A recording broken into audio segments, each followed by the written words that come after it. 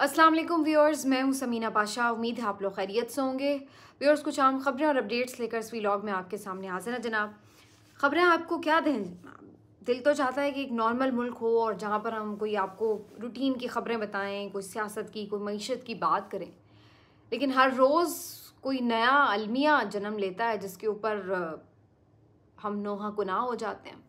और आज भी ऐसी ही सूरत हाल है। ठीक वीडियो रिकॉर्डिंग से पहले वीडियो सामने आती है इंतज़ार हुसैन पंजोता की। इंतज़ार हुसैन पंजोता जो कि इमरान खान साहब के वकील भी हैं, उनके फोकल पर्सन भी थे मुलाकातों के हवाले से, और करीब 8 अक्टूबर से अगवा हुए थे। आज 20-22 दिन गुजर गए थे उनके अगवा को। बाजियाबी के लिए इस्लामाबाद हाई कोर्ट में केस भी चल रहा है और वहाँ पर अटॉर्नी जनरल ऑफ पाकिस्तान अदालत के रूबरू ये बताते हैं कि जनाब बस आखिरी 24 घंटे दे दीजिए, इन 24 घंटों में जो है उनकी बाजियाबी हो जाएगी। वो इतने श्योर क्यों थे? उन्हें कैसे पता था कि उनकी बाजियाबी हो जाएगी? क्या वो अगवाकारों से राब्ते में थे? अगर नहीं थे तो वो कैसे ये कह सकते थे कि 24 घंटों में इंतज़ार पंजोता वापस आ जाएंगे? और अगर वो राब्ते में थे तो फिर जिस तरीके से इंतज़ार पंजोता वापस आए हैं तो सबसे पहले अटॉर्नी जनरल ऑफ पाकिस्तान को पकड़े और फिर पहुंचे अगवाकारों तक। क्या आखिर क्यों किसी भी एक बेगुनाह शहरी को इस तरह के हालात व वाक़यात का सामना करना पड़ा कि वो आज इस हालत में बाजियाब होता है? आज खबर मिलती है कि जी हसन अब्दाल के करीब एक पुलिस मुकाबला हुआ है और उसके नतीजे में इंतज़ार पंजोता बाजियाब हो चुके हैं। पुलिस ने मशकूक गाड़ी को देखा, रोकने की कोशिश की। जो अगवाकार थे वो मुगवी को लेकर कहीं जा रहे थे। मुगवी की आंखों पर पट्टी बंधी थी, हाथ पांव बंधे हुए थे। और उसके बाद जैसे ही पुलिस को देखा तो अगवाकार घबरा गए।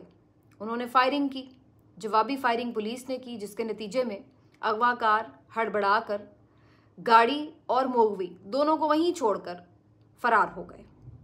कोई अगवाकार पकड़ा नहीं गया। और उसके बाद जब गाड़ी तक पुलिस वाले पहुंचे तो देखा एक शख्स मुगवी है।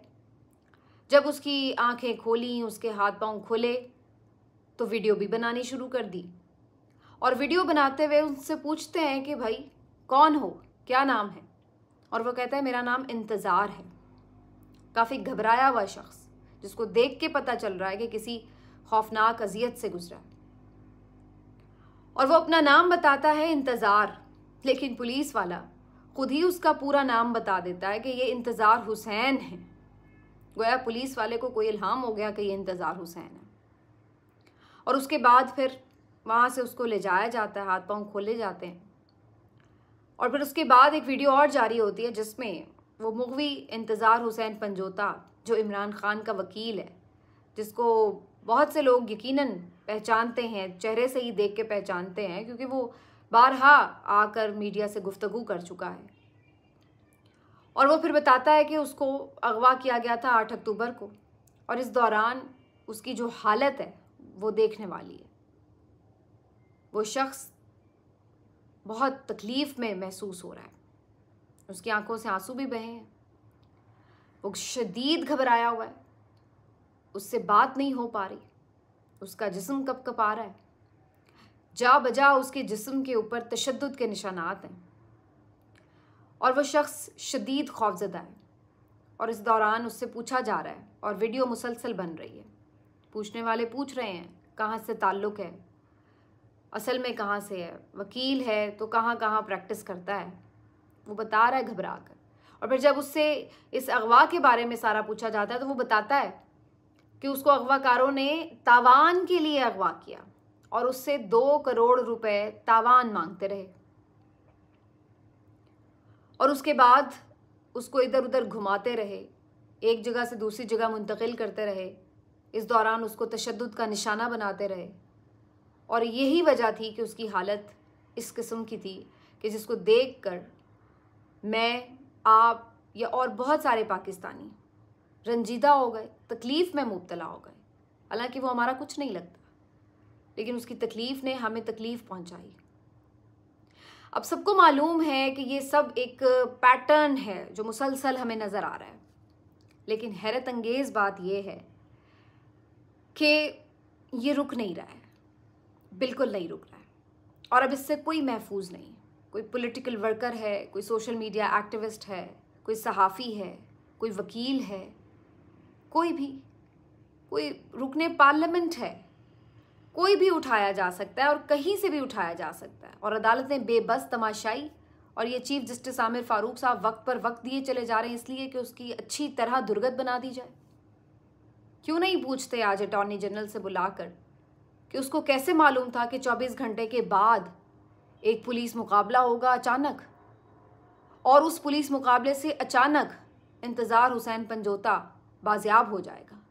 उस अचानक पुलिस मुकाबले में फायरिंग भी हुई, लेकिन गाड़ी का कोई शीशा नहीं टूटा, कोई टायर बर्स्ट नहीं हुआ, कोई शख्स जख्मी भी नहीं हुआ। और ये अचानक जो बाजियाबी हुई है, इसमें अटॉर्नी जनरल को पहले से पता था कि 24 घंटे में अचानक ये बाजियाबी हो जाएगी, वो इतना श्योर था। और क्या कभी आपने ये सुना है कि कोई शख्स जो तावान के लिए उठाया गया हो, तावान का मुतालबा उसी से किया जा रहा हो?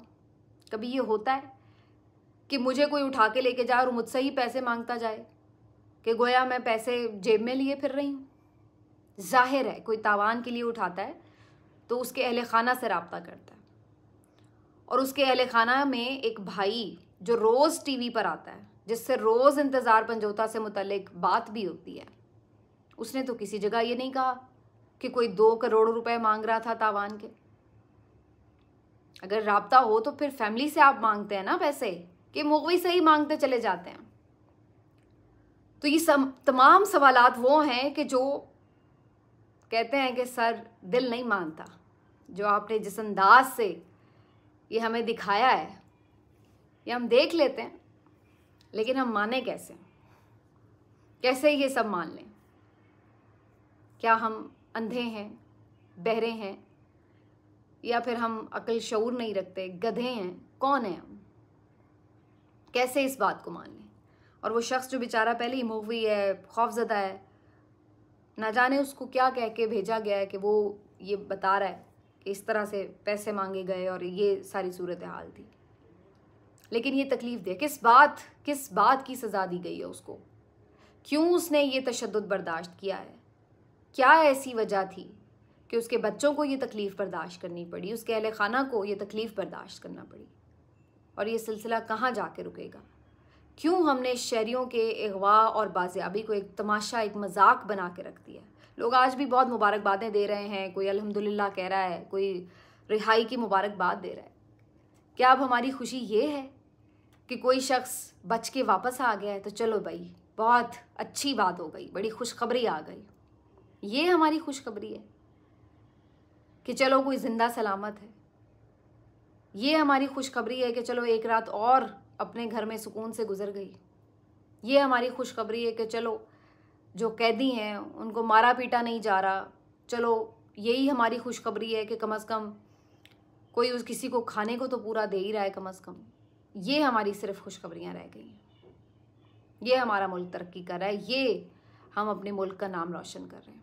किधर लेके जा रहे हैं? क्या चाह रहे हैं इस मुल्क से? ये रियासत माँ जैसी नहीं, ये डाइन बन चुकी है, ऐसा लगता है, जो अपने ही बच्चे निगल रही है, खा रही है, खौफजदा कर रही है, उन्हें यहाँ से जाने पर मजबूर कर रही है कि इस घर में तुम्हारे लिए कोई जगह नहीं है, निकल जाओ यहाँ से, तो फिर ही महफूज रहोगे। यकीन जानिए इतनी खबरें हो रही हैं, मेरा दिल ही नहीं चाह रहा, मैं क्या बात करूँ। इतनी मुनाफिकत है, इतनी मुनाफिकत है कि समझ ही नहीं आती कि आप क्या बात करें और क्या ना करें। आज काजी साहब फिर लंदन की सड़कों पर किसी के काबू आए, किसी ने गुजरते हुए अपने गमो गुस्से का इजहार किया, गालियाँ वालियाँ दी। बहुत गलत, गाली नहीं देनी चाहिए, गाली नाकाबिले बर्दाश्त है। और इस्लाम की रूह से भी अल्लाह ने, उसके रसूल ने गाली पसंद नहीं की। लेकिन मैं यही देखती हूँ कि काजी को गाली पड़ती है तो कितना तिल मिलाते हैं, सब दिफा में कैसे लाइन हाजिर हो जाते हैं। इंतज़ार पंजोता की तकलीफ़ पर किसी को कोई तकलीफ़ नहीं होती। हम गाली की मजम्मत करते हैं, आप इंतज़ार के अगवा की मजम्मत कर दें, हम गाली की मजम्मत करते हैं। आप लोगों के साथ जो सलूक घरों में हो रहा है, जो चादर चार दीवारी का तकद्दुस पामाल हो रहा है, जो उनको पकड़ते घसीटते गालियां बकी जाती हैं रियासती इदारों के एहलकारों की तरफ से, आप उनकी मजम्मत कर दीजिए। लेकिन ये नहीं होता, और फिर वही होता है कि सब कहते हैं कि बस इसी पे इक्तफ़ा कर लो कि ज़िंदा है ना, इंतज़ार का इंतज़ार ख़त्म हो गया, घर वापस आ गया, शुक्र अल्हम्दुलिल्लाह, मुबारकबाद दो, वेरी गुड, कम अज़ कम ज़िंदा तो बच गया है ना, कम अज़ कम ज़िंदगी बख्श दी। ये सूरत हाल तक हम आ चुके हैं। बहरहाल तकलीफ़ दे सूरत हाल है।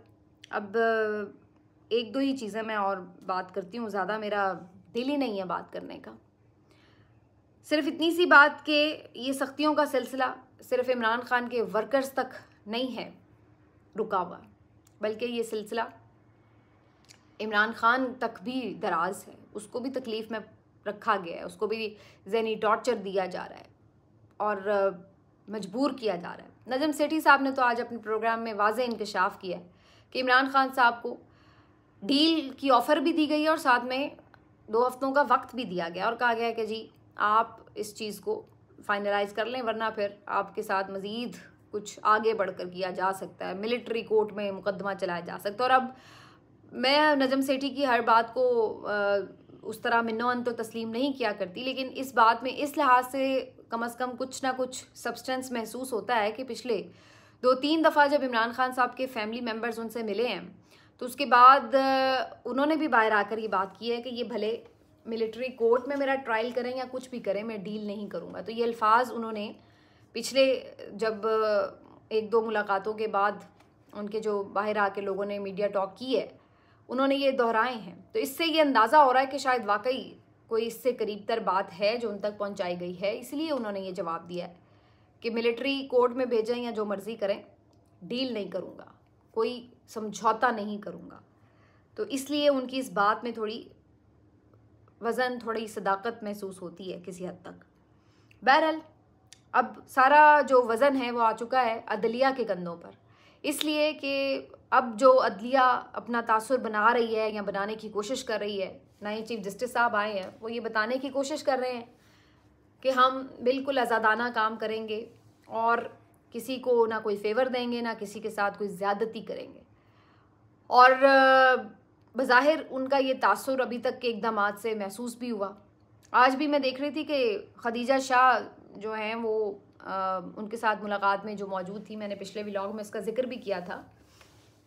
तो खदीजा शाह को उन्होंने बाकायदा एक कमेटी का मेंबर भी बना दिया है जो ये जेल की इस्लाहात के हवाले से जायज़ा लेगी, सिफारिशात बनाएगी कमेटी, तो उसमें उनको शामिल किया गया। और उसके बाद से जो हुकूमत के हामी लोग हैं उनकी जो तकलीफ़ है वो बड़ी अयां है। आज सब इस बात पर आके खुल के अपने ही हाथ से लगाए हुए चीफ जस्टिस के ऊपर नाला दिखाई दे रहे हैं। हर कोई ये कहता हुआ नज़र आ रहा था कि जनाब चीफ जस्टिस साहब ये आप क्या कर रहे हैं, एक मुल्ज़िमा को आपने अपने साथ बिठाया हुआ है, वो 9 मई का बयानिया शयानिया उसका क्या। तो वो इस बात के ऊपर बड़े आज तकलीफ़ तो उन्हें पिछले 1 हफ्ते में ही होना शुरू हो चुकी थी, लेकिन आज खुल के उसका इजहार हुआ है और उन्हें समझ लग रही है कि बाज़ औक़ात आप जल्दबाजी में और ज़्यादा सियाने बनकर जो काम करते हैं वो आपके अपने गले पड़ जाता है। और इस दफ़ा भी शायद उनको महसूस हो रहा है कि कुछ ऐसा ही वो कर गुजरे हैं। और अभी इसको मैं किसी एक ख़ास लिमिट तक नहीं सोच रही जाके कि ऐसा ही है जैसा वो परेशान हो रहे हैं। उनके लिए इब्तदाई अलामात तो मुकम्मल हैं परेशानी की, लेकिन ये बहुत बड़ा इम्तिहान है इस अदलिया के लिए, क्योंकि जिस वक्त इस चीफ जस्टिस ऑफ पाकिस्तान ने हलफ उठाया है उस वक्त पाकिस्तान में बहुत ज़्यादा तकलीफ़ दे हालात हैं। जैसे लोग अगवा हो रहे हैं, उन्होंने ये डिसाइड करना है कि उन्होंने ये तमाशा इसी तरह सरेआम सरे बाज़ार होते देखते रहना है या इसके ऊपर किसी को नुकेल डालनी है। उन्होंने ये डिसाइड करना है कि उन्होंने अपने पेशरो काजी फ़ायज़ ईसा की तरह बूट पॉलिश कर रहे हैं, चमचा बनना है सियासतदानों का, उनके मफादात का तहफ़्फ़ुज़ करना है, उनकी खिदमत करनी है और उसके लिए दुनिया भर की ज़िल्लत समेटनी है, या फिर उन्होंने अपने आप को एक मुख्तलिफ, एक गैर जानिबदार, एक अदल पसंद मुनसिफ के तौर पर, जिसको दुनिया आते वक्त तक याद रखे, उस तरह अपनी एक शनाख्त छोड़नी है। उन्होंने ये डिसाइड करना है कि उन्होंने रियासत पाकिस्तान और अवाम पाकिस्तान के दरमियान जो सोशल कॉन्ट्रैक्ट तार तार हो चुका है उसको बचाना है, या उन्होंने वो जो सिलसिला दराज है उसी को जारी रखना है। और उन्होंने ये सोचना है कि उन्होंने अपने इदारे की वक़ार साख बहाली करनी है, अपने साथियों का तहफ़्फ़ुज़ करना है, या अपने साथियों के साथ साथ पूरे 25 करोड़ अवाम को बिल्कुल दरिंदों के रहमो करम पर छोड़ देना है। ये उन्होंने डिसाइड करना है।